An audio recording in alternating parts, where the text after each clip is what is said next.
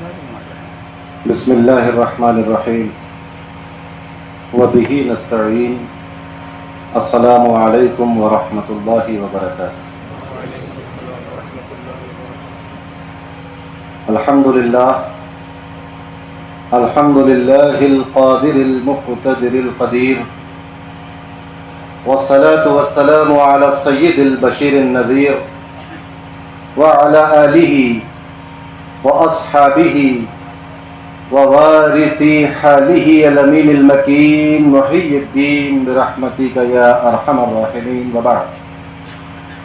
اعوذ باللہ من الشیطان الرجیم بسم اللہ الرحمن الرحیم وما ارسلناک الا رحمة للعالمین۔ صدق اللہ العظیم وبلغنا رسولہ النبی الامین الکریم الرؤوف الرحیم ونحن على ذلك لمن الشاهدين والشاكرين والحمد لله رب العالمين۔ قال الله تبارك وتعالى مخبرا وآمرا تكريما لحق نبيه وتعظيما إن الله وملائكته يصلون على النبي يا أيها الذين آمنوا صلوا عليه وسلموا تسليما لبیک اللہم ربی وسعدیک اللہم صلی وسلم وزد وبارک علیہ وعلی آلہ واصحابہ ووارث حالہ وعلی من لدیہ صلاۃ وسلاما علیک یا رسول اللہ صلی اللہ تعالی علیہ وسلم۔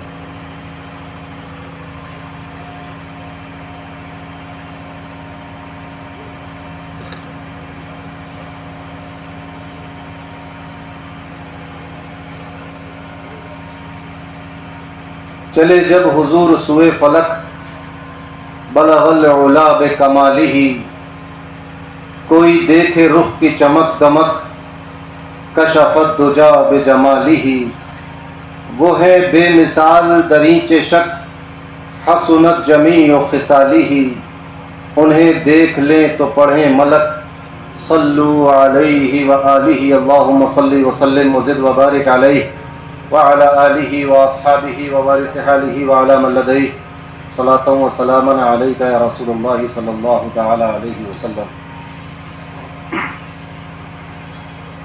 اللہ تبارک و تعالیٰ کا فضل و احسان کہ اس نے ہمیں اور آپ کو اس بابرکت نورانی اور بامقصد محفل میں حاضر ہونے کی توفیق عطا فرمائی۔ قابل مبارکباد ہیں وہ لوگ جنہوں نے اس پاکیزہ محفل کو سجایا سنوارا منعقد کیا، اور آپ تمام حضرات جو اس محفل میں شرکت کرنے کے لیے اپنے گھروں سے چل کر یہاں تک آئے، اللہ تبارک و تعالی ہم سب کو جزائے خیر عطا فرمائے۔ آمین۔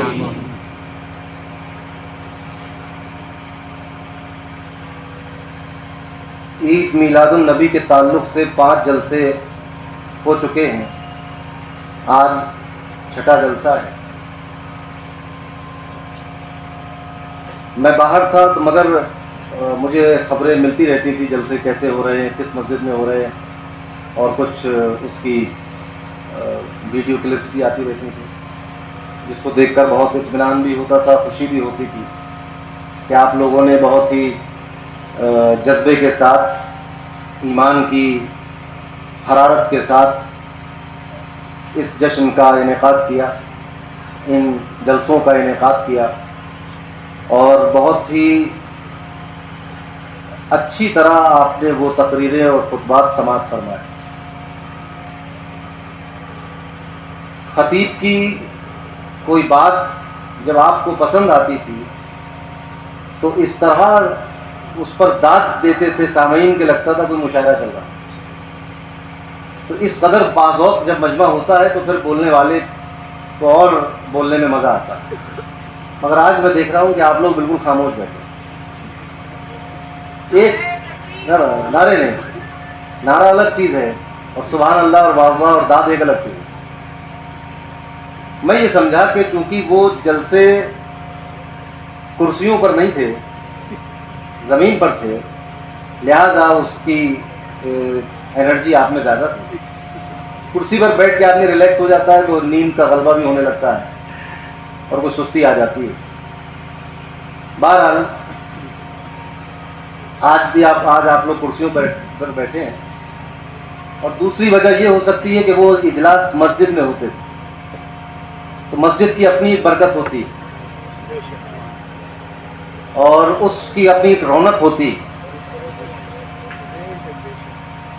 مگر یہ اس امت کی خوش نصیبی ہے کہ اللہ نے اس امت کے لیے پوری زمین کو مسجد بنا دیا. سبحان اللہ، سبحان اللہ، سبحان اللہ.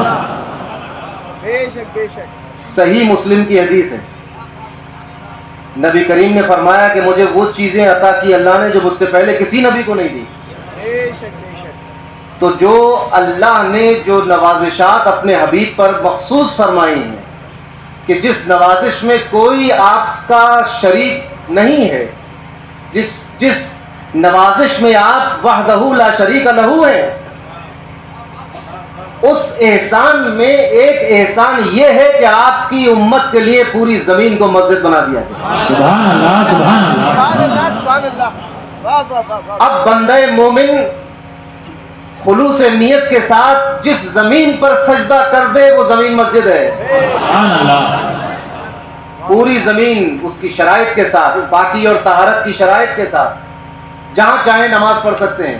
تو جب نماز ہر جگہ ہو سکتی ہے تو عید میلاد النبی تو نماز سے چھوٹی چیز ہے، یہ بھی کہیں بھی ہو سکتی. سبحان اللہ. اور ایک بات عرض کر دوں، نماز اپنی عبادت خالصہ ہونے میں چند چیزوں میں اس کی ممانعت ہے کہ قبرستان میں نہیں ہوگی. مبارک ہو کہ یہ جلسہ قبرستان میں بھی ہو سکتا. سبحان اللہ، سبحان اللہ، سبحان اللہ. اس کے لیے قبرستان کی قید نہیں. یہ بات تو ہے کہ قبرستان میں مسجد نہیں بنے گی، مگر یہ کہیں نہیں ہے کہ قبرستان میں جلسہ بھی نہیں ہوگا. قبرستان میں جلسہ ہو چکا ہے. شہدائے احد کے مزارات کے آس پاس مجمع لگایا جا چکا، خطاب ہو چکا ہے، جلسہ ہو چکا ہے، اور نبی کریم نے اس میں تقریر بھی فرمائی. سبحان اللہ، سبحان اللہ. جلسہ کہیں بھی ہو سکتا ہے. اعتراض اس پہ نہیں ہو سکتا کہ شہنائی میں جلسہ کیوں ہوا. اور شہنائی میں اگر کوئی سب سے اچھی چیز ہو سکتی ہے تو وہ عید میلاد النبی کا جلسہ ہی ہو سکتا ہے. سبحان اللہ، سبحان اللہ. نعرہ تکبیر، نعرہ رسالت، نعرہ وقت، فیضان خانقاہ قادری.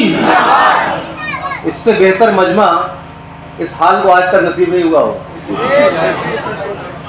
تو یہ وہ مجلس ہے، یہ وہ جلسہ ہے، اس میں وہ باتیں ہو رہی ہیں جو ذکر کے زمرے میں آتی ہیں. ذکر کے حضور غوث اعظم نے فرمایا، الفتح الربانی میں یہ حدیث نقل کی گئی، فرمایا کہ اللہ تبارک و تعالیٰ فرماتا ہے انا جلیس من ذکرنی.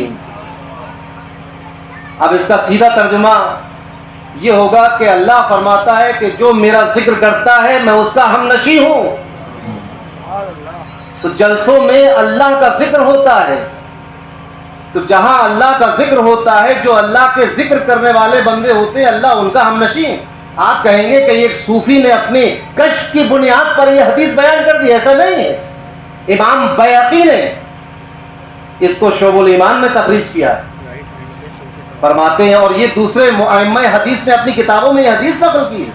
حدیث قدسی ہے. اللہ فرماتا ہے انا جلیس من ذکرنی، میں اب میرا ذکر جو بندے کرتے ہیں میں ان کا ہم نشیں ہوتا ہوں. ہم نشیں سمجھتے ہیں کسے کہتے ہیں؟ کسے کہتے ہیں ہم نشیں؟ نشین مانے بیٹھنا اور ہم مانے ساتھ میں. ساتھ بیٹھنے والے کو ہم نشیں کہتے ہیں. اللہ تبارک و تعالیٰ بیٹھنے اٹھنے سے پاک ہے. اسی لیے آج تک یہ مدعا زیر بحث ہے، اس پر اختلافات ہیں. بحث کا مدعا ہے کہ اللہ عرش پر بیٹھا کہ نہیں بیٹھا. سمجھے؟ استوا علی العرش، اس پر علماء میں اختلاف ہو گیا. اللہ بیٹھنے سے پاک ہے، تو مگر پھر بھی اللہ نے یہ لفظ استعمال فرمائے حدیث قدسی میں کہ میں ہم نشیں ہوں. اس کا مطلب کیا ہے؟ اللہ تو بیٹھ نہیں سکتا کہیں، پاک ہے اس سے. تو اس کا مطلب یہ بیان کیا جاتا ہے کہ اللہ کی رحمتیں اس کے ساتھ ہیں، اللہ کی مغفرت اس کے ساتھ ہے، اللہ کی خوشی اس کے ساتھ ہے، اللہ کی رضا اس کے ساتھ ہے. وہ بندہ اللہ کا مقرب بندہ ہے، وہ بندہ اللہ کا قریب ہے، اس پر اللہ کی نوازشات ہیں، کرم ہے، عنایت ہے، رحمت ہے. اور اگر اللہ کی رحمت رحمت للعالمین کے جلسے میں نہیں ہوگی تو پھر ہوگی کہاں؟ سبحان اللہ سبحان اللہ سبحان اللہ سبحان اللہ سبحان اللہ اللہ کی رحمتیں رحمت للعالمین کے جلسے ہی میں ہوں گی، بے شک بے شک اور اسی کی برکت سے دوسری جگہ ہوں گی. بے شک سمجھ رہے ہیں؟ آپ کہیں گے اللہ کعبہ جو ہے وہ اللہ کی رحمتوں کا مرکز ہے، یقیناً ہے. آپ کہیں گے کہ صفا مروہ پہ اللہ کی رحمتیں ہیں، یقیناً ہے. آپ کہیں گے کہ آب زمزم کے کنویں پر اللہ کی رحمتیں یقیناً ہیں، مسجد اقصی پر اللہ کی رحمت ہے، یقیناً ہے. مگر اس کا سبب کیا ہے ابھی آگے پتہ چلے گا. میں نے بھی اسی آیت کو عنوان بنایا ہے وما ارسلناک الا رحمۃ للعالمین. اللہ تبارک و تعالیٰ قرآن میں ارشاد فرماتا ہے، اپنے حبیب سے خطاب ہے کہ ہم نے آپ کو بھیجا کہ آپ عالمین کی رحمت ہیں، سراپا رحمت ہے. یعنی ایک چیز ہوتی ہے، اس کو غور سے سن لیں. ایک چیز ہے علم، ایک ہے عالم. ایک چیز ہے حفظ قرآن، ایک ہے حافظ قرآن. ایک چیز ہے سخا، ایک ہے سخی، ہے نا. ایک ہے جود، ایک ہے جواد. ایک ہے شجاعت، ایک ہے شجاع. سمجھ رہے بات کو؟ علم اور عالم، حفظ اور حافظ، سخا اور سخی، ان میں فرق ہے. اس آدمی کو سخی کہتے ہیں جس میں سخاوت کی صفت ہو. اس آدمی کو عالم کہتے ہیں جس میں علم کی صفت ہو. اس آدمی کو حافظ کہیں گے جس نے قرآن حفظ کر لیا ہو. سمجھ رہے ہیں آپ؟ مگر یہ ممکن ہے کیونکہ یہ صفات اور موصوف اور صفت دونوں حادث ہیں. تو یہ ہو سکتا ہے کہ ایک عالم سے علم سلب ہو جائے، یہ ہو سکتا ہے کہ ایک حافظ قرآن بھول جائے، یہ ہو سکتا ہے کہ ایک سخی سخاوت کرنا چھوڑ دے. مگر یہ نہیں ہو سکتا کہ علم سے علم کو دور کر دیا جائے، حفظ سے حفظ کو دور کر دیا جائے، سخاوت سے سخاوت کو دور کر دیا جائے.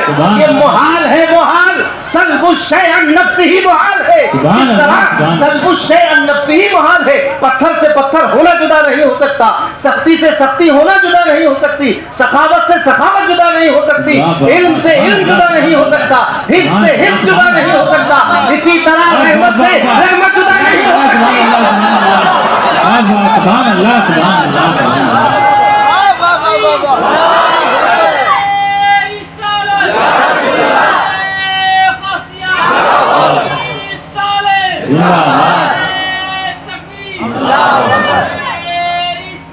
یا رسول اللہ. عالم بوڑھا ہو سکتا ہے، علم بوڑھا نہیں. حافظ و قاری بوڑھا ہو سکتا ہے، حفظ و قرت بوڑھے نہیں ہوتے. سمجھ رہے آپ؟ سخی سخاوت کرنے والا بوڑھا ہو سکتا ہے مگر سخاوت بوڑھی نہیں ہوتی، ورنہ اب تک تو انتقال ہو گیا ہوتا سخاوت کا.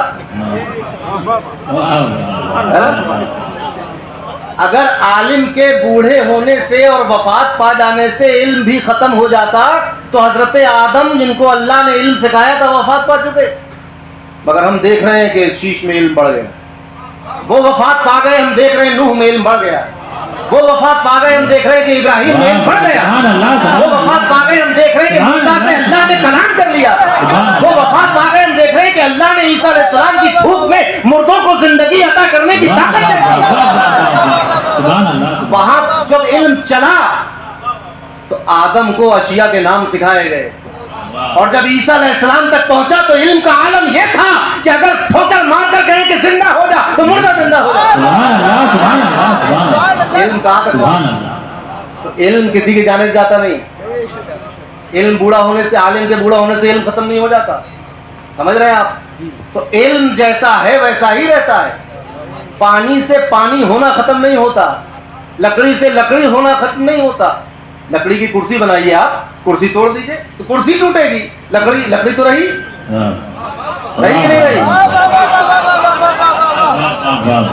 آپ کرتے کو پھاڑ دیں تو کرتا پھٹ گیا مگر کپڑا تو رہا کہ نہیں رہا؟ رہے گی. سمجھ رہے آپ؟ تو سلب الشیء عن نفسہ ہی محال ہے. تو علم سے علم کو جدا نہیں کیا جا سکتا. اللہ نے یہ نہیں فرمایا کہ آپ عالم ہیں یا آپ حافظ ہیں یا آپ رحم کرنے والے. فرمایا رحمتاً للعالمین، آپ کو سراپا رحمت بنا کر بھیجا ہے. اب کوئی یہ نہیں کہہ سکتا کہ نبی کریم چونکہ پردہ فرما چکے لہذا رحمت بھی ختم. یہ نہیں ہو سکتا. عالم اگر پردہ کر لے تو علم نہیں بڑھتا، تو رسول اللہ نے اگر پردہ کر لیا تو رحمت بھی ختم ہو گئی. ایسا نہیں، وہ رحمت ہے اور رحمت سے رحمت ہونا جدا نہیں ہو سکتا. اور دوسری بات یہ کہ جب وہ سراپا رحمت ہے، کیا بات ہے، سراپا رحمت ہے، اس کو اور سمجھ لیجئے. ہر نبی رحمت ہے، ہر رسول رحمت ہے، رحم کرتا ہے. بے شک بے شک. ہر رسول رحم کرتا ہے، مہربان ہوتا ہے، شفیق ہوتا ہے، درگزر کرنے والا ہوتا ہے. سمجھے آپ؟ حضرت آدم میں بھی یہ صفت تھی، حضرت شیش میں بھی یہ صفت، حضرت نوح میں بھی یہ صفت، حضرت لوط میں بھی یہ صفت ہے. مگر آپ دیکھتے چلے کیونکہ وہ وہاں پر سراپا رحمت للعالمین نہیں تھا، لہذا شفقتیں درگزر ہونے کے باوجود زمین الٹ دی گئی. شفقتیں اور مہربانی اور درگزر ہونے کے باوجود بھی انسانوں کو بندر بنا دیا گیا. مہربانی، شفقت اور تعاطف اور ترحم ہونے کے باوجود بھی آگ کے آسمان سے پتھر برسائے گئے. سمجھ رہے ہیں؟ یہ فرق ہے. یہاں فرمایا وما ارسلناک الا رحمتا للعالمین، آپ کو سراپا رحمت بنا کر بھیجا ہے. اب اگر طائف کے بازار میں کچھ نادان اور غنڈے اگر رسول اللہ کی بے عزتی بھی کر دیں گے تو رسول اللہ پہاڑوں کو اوپر سے فرشتوں کو پھینکنے نہیں دیں. حضرت نوح بھی نہیں چاہتے تھے کہ پوری دنیا تباہ ہو جائے مگر ہو کر رہی. حضرت لوط نہیں چاہتے تھے کہ آسمان سے پتھر برسا کر بستیاں الٹ دی جائیں مگر ہو کر رہی. انبیاء یہ نہیں چاہتے تھے کہ ان کی امت کو بندر بنا دیا جائے مگر بنا دیا گیا. مگر طائف کے بازار میں جب نبی کریم صلی اللہ علیہ وسلم طائف کے لوگوں سے کی حرکتوں سے ملول اور رنجیدہ خاطر ہو کر اپنے حجرے میں آ کر بیٹھتے ہیں، آسمان کی طرف دیکھتے ہیں تو ایک بادل دکھائی دیتا ہے. اس میں دیکھتے ہیں کہ جبریل ہے. جبریل کہتے ہیں یا رسول اللہ، اللہ نے پہاڑوں کے فرشتے کو بھیجا ہے اور آپ کی حکم کا پابند ہے، آپ کہیں تو ان طائف والوں کو سزا دے دی جائے. وہ پہاڑوں کا فرشتہ کہتا ہے یا رسول اللہ، میں پہاڑوں کا فرشتہ ہوں، اگر آپ حکم دیں تو مکے کے 2 پہاڑ طائف کے اوپر گرا کر ان کو نیز تو نابود کر دیا جائے. مگر یہ رحمت کی صفت والا نہیں تھا، یہ تعاطف کی صفت والا نہیں تھا، یہ درگزر کی صفت لے کر نہیں آیا تھا، یہ سراپا اللہ کی رحمت کے گھر کر آنے والا تھا. اس نے وہی کہا جو رحمت الہی پکارتی ہے. اس نے کہا کہ یہ مجھے نہیں پہچانتے ہیں مگر ان کی نسلیں جو پیدا ہوں گی وہ اس بات کو جان لے گی کہ اللہ کے سوا کوئی عبادت کے لائق نہیں. یہ ہے سراپا رحمت ہونا. سمجھ رہے ہیں آپ؟ اس سراپا رحمت ہونا ہے. تو نبی کریم صلی اللہ علیہ وسلم کی بہت ساری صفات میں سے ایک صفت رحمت بے شک. تو ہے ہی، مگر وہ سراپا بھی رحمت ہے. بعض لوگوں نے یہ کہا کہ وما ارسلناک الا رحمۃ للعالمین، اللہ نے آپ کو مسلمانوں مکلفین کے لیے رحمت بنا کر بھیجا. مجھے یہ سمجھ میں نہیں آتا کہ لوگ جن کو دنیا میں کسی چیز کا ذمہ دار بنا دیا جائے، جیسے غلہ بانٹنے کا، پانی پلانے کا یا کپڑے بانٹنے کا، تو اس میں اگر وہ کچھ بچا لیں تو بات سمجھ میں آتی ہے کہ ان کے ہاتھ میں تھا، انہوں نے پورا بانٹا نہیں. یہ بھی غلط ہے. تو جس چیز کی ذمہ داری تھی پورا کرنا چاہیے. تو آپ کو اگر یہ کہا تھا کہ بازار میں جا کر گرمی ہے پانی پلاتے رہیے لوگوں کو اور 100 پیکٹ پانی کے دے دی تو آپ نے 50 بچا لی اور یہ سوچ کر کہ یہ پانی کا مستحق نہیں ہے اسے نہیں دیں گے، فلاں آدمی پانی کے لائق نہیں ہے اس کو پانی نہیں دے دیں. چلیے آپ نے اجتہاد کیا، مگر جو چیز آپ کے ہاتھ میں نہیں ہے اس میں آپ کیسے کمی بیشی کر سکتے ہیں؟ اللہ نے اپنے رسول کو رحمت بنا کر بھیجا عالمین کے لیے، اور بندہ یہاں یہ کہہ رہا ہے کہ آپ صرف مکلفین کے لیے رحم. مکلفین کا مطلب سمجھو.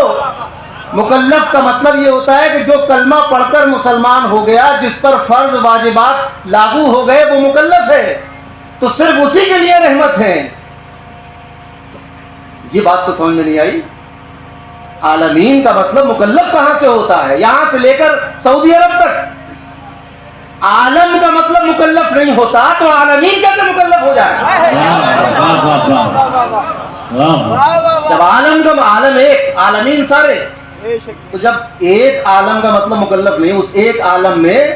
اور دوسری بات یہ ایک صاحب نے کیا کہا، ایک نے کہا کہ اللہ نے آپ کو انسانوں کے لیے رحمت بنا کر بھیجا. تو عالمین صرف انسان نہیں ہے. میں اس آدمی سے پوچھنا چاہتا ہوں کہ جو یہ کہتا ہے کہ صرف انسانوں کے لیے بنا کر بھیجا، میں یہ پوچھنا چاہتا ہوں کیا فرشتوں کے وجود پر یقین نہیں ہے؟ کیا جنات کے وجود پر یقین نہیں ہے؟ حوروں کے وجود پر یقین نہیں ہے؟ دنیا میں گھاس پھوس اور پیڑ پتوں کے وجود پر یقین نہیں ہے؟ کیا چوپایوں کے اور چڑیوں پرندوں کے وجود پر یقین نہیں ہے؟ کیا جنات کے وجود پر یقین نہیں ہے؟ ان میں سے کچھ چیزیں تو ایسی ہیں جن کا انکار کفر ہے، جن کے وجود کا انکار کفر ہے. تو جب آپ کو ان سب چیزوں پر یقین ہے کہ یہ چیزیں بھی اللہ نے پیدا کی ہیں، تو پھر آپ نے یہ کیسے کہہ دیا عالمین کا مطلب یہ کیسے نکالا کہ صرف انسانوں کے لیے؟ اور دوسری بات یہ کہ صرف انسانوں کے لیے کیسے، جبکہ قرآن کہہ رہا ہے نبی کی دعوت و تبلیغ کا دائرہ صرف انسان کے لیے نہیں ہے، جنات بھی اس میں شامل ہے. فَبِأَيِّ آلَاءِ رَبِّكُمَا تُكَذِّبَانِ. یہاں تو قرآن جب اپنی نعمتوں کا ذکر کرتا ہے تو دو کو یاد کرتا ہے. تُكَذِّبَانِ، وہ دو ہیں جن سے کہا جا رہا ہے کہ تم کس کس نعمت کو جھٹلاؤ گے. تو کم سے کم یہ کہنا چاہیے تھا کہ نبی کو اللہ نے انسانوں جناتوں کے لیے رحمت بنا کر دی. جناتوں کیا غلطی تھی؟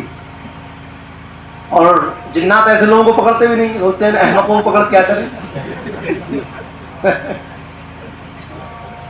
تو جنات تو عالمین میں تمام چیزیں شامل ہیں.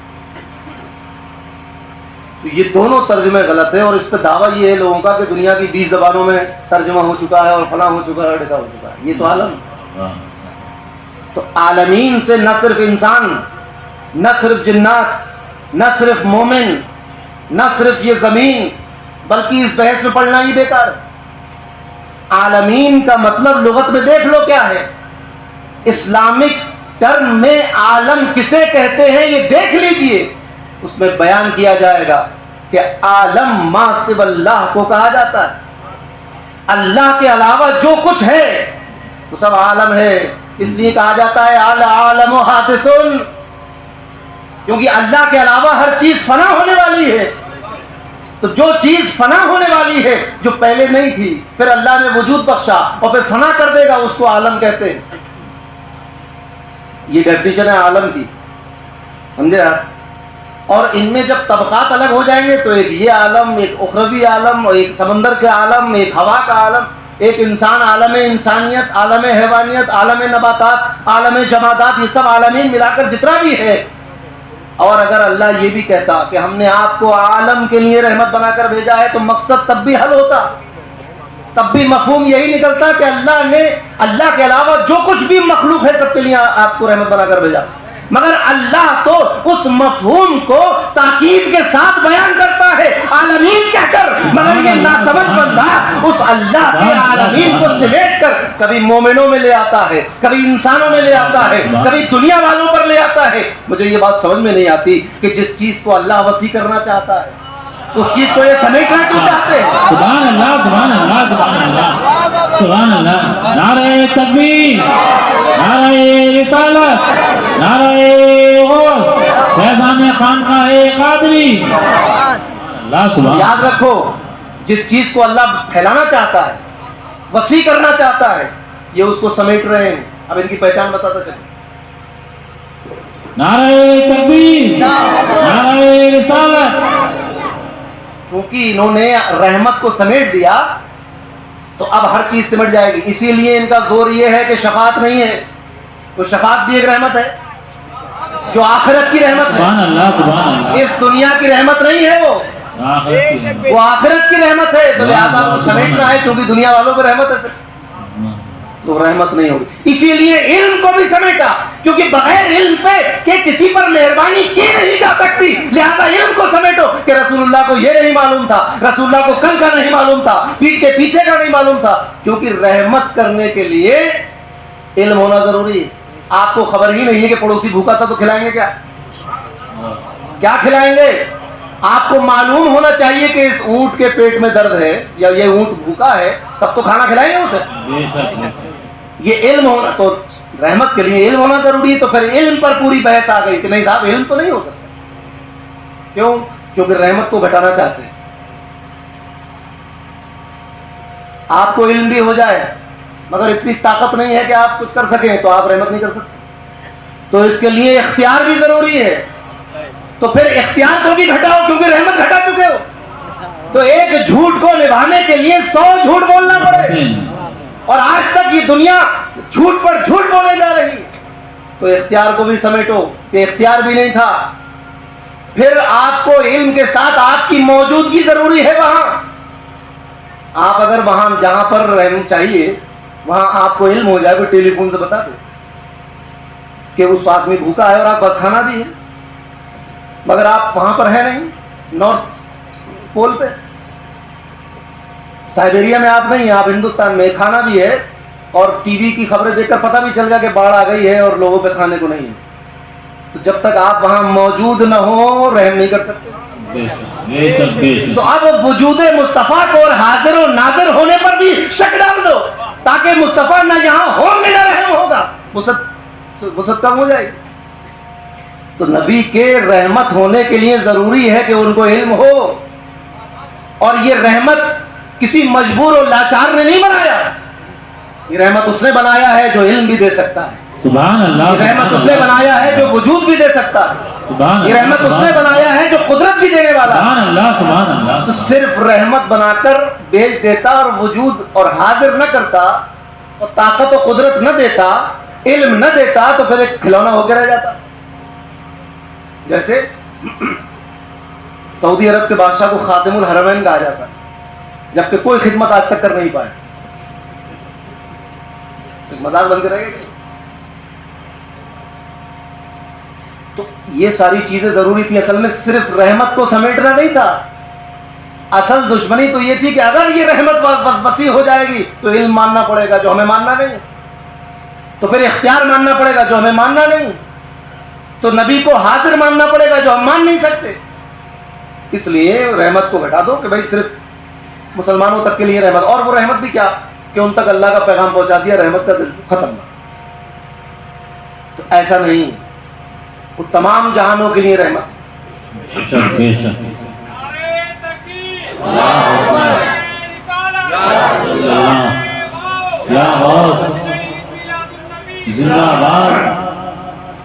اور یہ وہ لوگ ہیں جب قرآن کی آیت آتی ہے وَوَجَدَكَ ضَالًّا فَهَدَىٰ تو لغت کھول کے بیٹھتے ہو، کہتے دیکھو ضلالت کا مطلب گمراہی ہے۔ تو عالمین کے وقت بھی لغت کھول کے دیکھتے تو پتہ چلتا کہ عالمین کا مطلب کیا ہے۔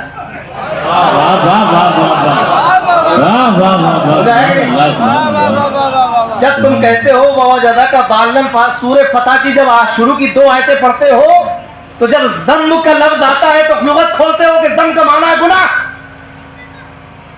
تو ہم نے آپ کے اگلے پچھلے گناہ معاف کر دیے، لغت دکھا دی آپ نے، دیکھو بھی لغت میں لکھا ہے، ڈکشنری میں یہی معنی ہے اس کا۔ تو عالمین میں بھی ڈکشنری کھولیے، راغب اصفہانی کو اٹھا لی، لسان العرب کو اٹھا لی، تاج العروض، وہاں تک نہ پہنچتے ہو تو آکسفورڈ کی جو ڈکشنری چھپتی ہے انگریزی اور عربی، اس کو کھول کے دیکھو، دیکھو کہ عالمین کیا ہے، تو کہے گا عالمی عالم کی جمع ہے، اور عالم کسے کہتے ہیں تو بتائے گا کہ عالم پوری دنیا کو عالم کہا جاتا ہے۔ سمجھ رہے بات کو؟ پتہ یہ چلا کہ عربی تو آپ کو آتی ہے، مگر ایک اناد ہے بیچ میں کہ جب وَوَجَدَكَ ضَالًّا کی بات آتی ہے تو لغت کھلتی تمہاری کہ دیکھیے اب دال کا مطلب تو گمراہی ہے، حالانکہ 5 مطلب اور لکھے ہیں دال کے، اس میں سے بھی گمراہی چھانٹ لی۔ عالمین کا تو کوئی دوسرا مطلب بھی نہیں ہے، عالمین کا تو کوئی دوسرا مطلب ہی نہیں ہوتا، اور عالمین بول کر مسلمان مراد لینا، بھائی ہم نے تو آج تک کہیں سنا نہیں کسی سے۔ عالمین اگر عالمین بول کر مسلمان مراد ہوتا تو اب الحمدللہ رب العالمین کہیے کہ تمام تعریف اس رب کی جو مسلمانوں کا رب ہے، کہیں گے جو انسانوں کا رب ہے، جو مکلفین کا رب ہے، وہاں تو بہت کتاب التوحید سامنے آ جاتی، تمام عالمین کا رب اور فرشت بھی، فرشتوں کا رب، عرش کا رب، کرسی کا رب، لوح محفوظ کا رب، فلاح کا رب، جنت کا رب، نہر کا رب، جہنم کا رب، فرشتہ رب، انسانوں کا رب، جناتوں کا رب. اور میرا رب تو پیڑوں کا رب ہے، میرا رب تو جھرنوں کا رب ہے. کہ دریا کس نے بنایا؟ یہ میرے رب نے. یہ سب ان کا رب ہے. رب وہاں پر تمام عالمین کی فہرست. پتہ یہ چلا کہ معلوم سب کچھ ہے، مگر جو دل میں بغض مصطفیٰ رکھا ہوا ہے دراصل وہ یہ بات زبان پر آنے نہیں دیتا. کیونکہ اگر عالمین کا ترجمہ عالمین کر دیا جائے، مان لیا جائے، تو پھر وہ ساری چیزیں ماننا پڑیں گی جو ان کے ابا جان جو ہے منع کر گئے. مسئلہ یہ ہے. تو عالمین جو ہے رب کے علاوہ سب کچھ. اب یہ یہاں سے بات شروع ہوئی کہ صرف اللہ ہے اور کچھ نہیں ہے. یہ سب آیا کیسے؟ یہ سب کیسے بنا؟ ایک وقت ایسا نہیں لگا کوئی نہیں، صرف اللہ، نہ عرش نہ کرسی نہ انسان نہ جنات نہ فرشتے نہ جنت نہ دوزخ، کچھ نہیں، صرف اللہ. اسی لیے تو وہ واجب الوجود ہے، ہمیشہ سے ہے. کہتے ہیں نا ہمیشہ سے ہے، ہمیشہ رہنے والا، یہ کہا جاتا ہے. یہ عقیدہ بھی ہمارا. تو بریا آیا کیسے؟ آپ کہیں گے اللہ نے بنایا، تو کیسے بنایا اور کیا بنایا؟ کیا بتدریج بنایا یا ایک دم سے بنا دیا سب؟ سمجھ رہے میری بات؟ یا پہلے کوئی چیز بنائی پھر دوسری چیز بنائی، یا پہلے یا سارے انسان ایک ساتھ بنا دیے، یا آدم کا پتلا پہلے بنا؟ کیا ہوا پہلے؟ حضرت آدم کا پتلا پہلے بنا، پھر ان کی نسل میں انسان بنا. اللہ کے علم میں تو سب کچھ ہے پہلے سے ہی، مگر وجود میں آنے میں کوئی بعد میں کوئی پہلے. وجود میں آنے میں کوئی پہلے ہو گیا، کوئی مؤخر ہو گیا، کوئی پہلے ہو گیا. تو کیا بنائی؟ نبی کریم صلی اللہ علیہ وسلم فرماتے ہیں اے جابر، سب سے پہلے اللہ نے تمہارے رسول کے نور کو بنایا ہے. سبحان اللہ سبحان اللہ سبحان اللہ. سب سے پہلے رسول اللہ کے نور کو بنایا گیا. سبحان اللہ سبحان اللہ. اور وہی نور حقیقت محمدی کہلایا، اور اسی نور کے واسطے سے ہر چیز بنائی گئی، اور آج تک جس کو جو ملتا ہے اسی کے واسطے سے ملتا ہے. سبحان اللہ سبحان اللہ. اب آپ کہیں گے کہ یہ تو آپ اپنی مرضی سے کہہ رہے ہیں. میں اپنی مرضی سے نہیں کہہ رہا.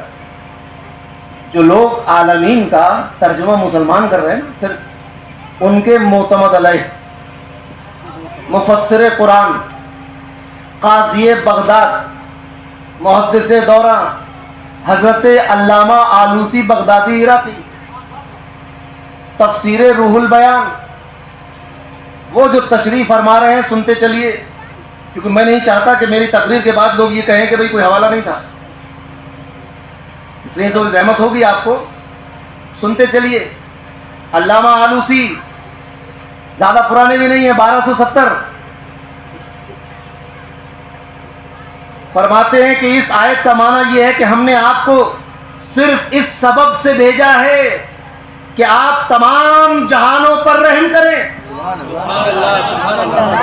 میں نہیں کہہ رہا ہوں، یہ تفسیر ابن عباس جو مدرسہ قادریہ چھپی تھی اس میں نہیں ہے. یہ بات تفسیر جیلانی کا حوالہ نہیں جو غوث اعظم کی طرف منسوب. یہ علامہ آلوسی کی تفسیر سنتے چلیے. اس آیت کا معنی یہ ہے کہ ہم نے آپ کو صرف اس سبب سے یاد رکھنا. صرف کا مطلب سمجھتے ہیں کہ اس کے علاوہ اور کوئی کام نہیں کرنا ہے، صرف اس کا. ہم نے آپ کو صرف اس سبب سے، آپ کو بھیجنے کا سبب کیا ہے؟ صرف اس سبب سے کہ آپ تمام جہانوں پر، یہ پڑھا لکھا آدمی تھا، تمام جہانوں پر رحم کریں. یا اب کہہ رہے کہ ایک مطلب اور ہو سکتا ہے، یا ہم نے آپ کو صرف اس حال میں بھیجا ہے کہ آپ تمام جہانوں پر رحم کرنے والے ہیں. آپ جہانوں پر رحم کرنے والے ہیں، اس لیے آپ کو بھیج دیا ہے کہ نہیں. سبحان اللہ سبحان اللہ سبحان اللہ. آپ ذرا سوچیں کہ ایک تو یہ کہ آپ جا کر رحم کریں، اور چونکہ آپ رحم کرنے والے ہیں اس لیے آپ کو بھیجا. واہ واہ واہ سبحان جو اللہ. سچ آؤ مان لو، ہم دونوں پہ راضی ہیں، کیونکہ آپ تمام جہانوں پر رحم کرنے والے ہیں اس لیے آپ جہانوں میں آپ کو بھیج دیا. مثال کے طور پر صدر جمہوریہ کسی کو گورنر بنائے کہ تمہیں اتر پردیش کا گورنر اس لیے بنایا ہے کہ تم عدل و انصاف کرنے والے. اس سے پتہ چلا کہ اتر پردیش سے پہلے گورنر بننے سے پہلے بھی یہ نیک آدمی تھا، عادل اور انصاف کرنے منصف تھا، یہ ظلم نہیں کرتا تھا، اس کی خصلت اور عادت یہ تھی کہ انصاف پسند ہے، اسی لیے اس کو اتر پردیش کا گورنر بنا. یا یہ کہ تمہیں اس لیے بھیجا گیا ہے کہ جا کر صوبے میں امن و امان قائم کر دو، جو مان لو بھائی. یا تو نبی کو اس لیے بھیجا گیا کہ آ کر رحم کر دیں جہانوں پر، یا چونکہ آپ جہانوں پر رحم کرنے والے ہیں لہذا آپ جہانوں میں تشریف لے جائیں. واہ واہ سبحان اللہ. بھی مان لیجیے. اور ظاہر یہ ہے کہ تمام جہانوں میں افسوس کون کہہ رہا ہے؟ زور سے کہیے. علامہ آلوسی جی 1270 ہجری. اور ظاہر ہے کہ تمام جہانوں میں کفار بھی شامل ہیں. واہ واہ